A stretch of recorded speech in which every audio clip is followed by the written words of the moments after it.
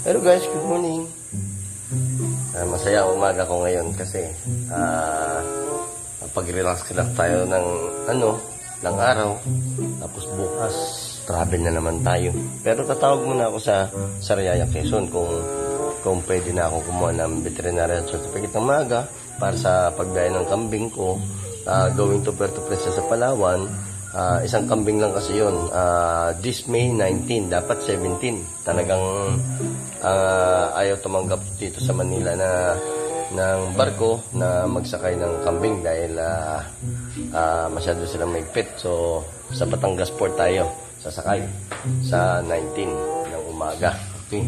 At ito nga, gusto ko sanang i-washing to dahil matagal ko na hindi nalilinisan tong kaibigan ko na to. Nakalimutan ko, wala pala yung host dito. Ayan. So, hanap ako ng hanap. Andun pala sa kabila. Kinuha na ni Mrs. Ayan. Saka, alam niyo po ba sa totoo lang? Paliwanag ko sa inyo. Tayo mga content creator. Ayan. Tayo mga vlogger.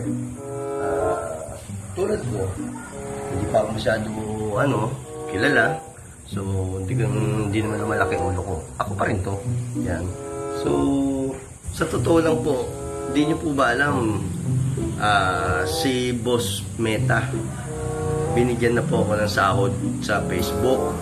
Kaso, huli ko na nakita sa email ko, July 1, 2024 pa pala niya sa akin isinend. Yan, tulad nito, ganyan.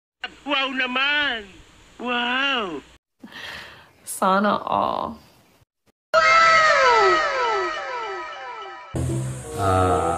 Makikita nyo na, mababasa nyo. So, meron din siyang reference number, makikita nyo rin po yan. So, yun lang po talaga kinalulungkot ko dahil wala man na silang warning or para makuha mo yung sahod mo. So, lagi natin i-check yung email natin para sa pagbigay ng konsiderasyon natin ni Boss Meta sa atin sa Facebook. So, huwag tayong susuko, tuloy lang at parati tayong gumawa ng content. Kung gusto nyong kumita, siyempre, sa paggawa natin ng content, nare-relax tayo, nachichill tayo. Hindi tayo pwedeng, hindi lang po yung sa gumagawa ka ng content para magpasikat ka sa karamihan ng tao. Ayan, sana magkaroon tayo ng aral dito. So, ako nga hindi ko nakuha talaga yon yung sahod ko kay Boss Meta.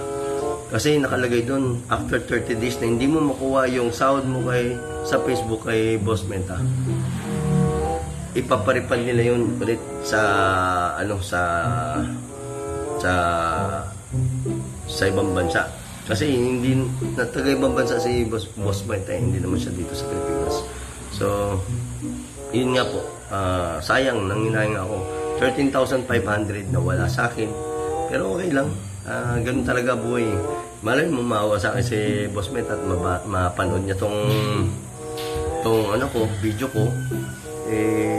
Hopefully sana may send sa akin ni Boss Meta. At sorry po Boss Meta at hindi ko po kagad na check yung email ko kasi ang chinecheck kong email dito sa bago kong cellphone, ando dun pala sa luma kong cellphone dito, andito sa isa kong sa Vivo kasi ito itong bago kong cellphone is Samsung. Yan, ito yung Vivo, yung luma ko, pinakamatagal na po ito.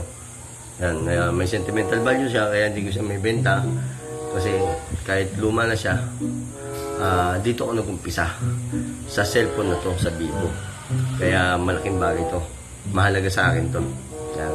So, ganun na lang guys. Maraming salamat sa nanonood sa akin today para sa mga nating kababayan. Let's go. Maraming salamat. God bless. Bye-bye.